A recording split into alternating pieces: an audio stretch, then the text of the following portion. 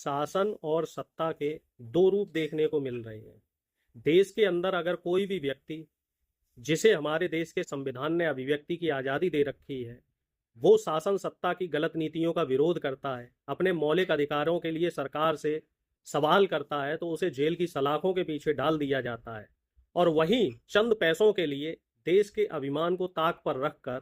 देश की इज्जत को ताक पर रखकर भारत पाकिस्तान के मैच कराए जा रहे हैं।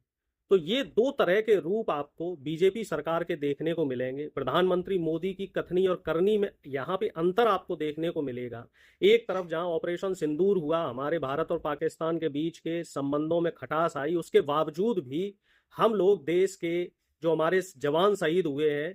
उनकी शहादत को झुठलाते हुए प्रधानमंत्री पाकिस्तान के साथ क्रिकेट मैच करा रहे हैं। वहीं दूसरी तरफ लद्दाख में सोनम वांगचुक, जो लद्दाख के मुद्दों को लेकर बराबर सरकार से सवाल करते रहे हैं, पिछले 2 साल से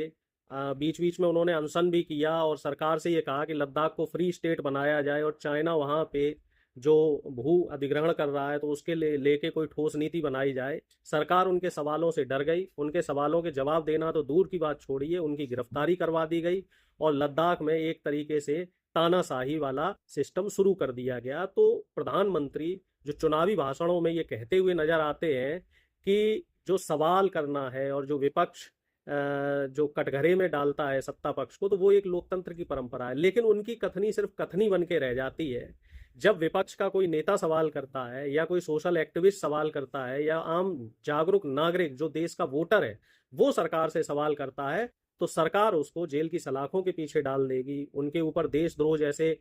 केस कर दिए जाएंगे। तो कहीं ना कहीं प्रधानमंत्री और हमारी जो सरकार है वो इस समय सवालों से डर रही है और लोकतंत्र को कमजोर करते हुए तानाशाही की तरफ बढ़ रही है।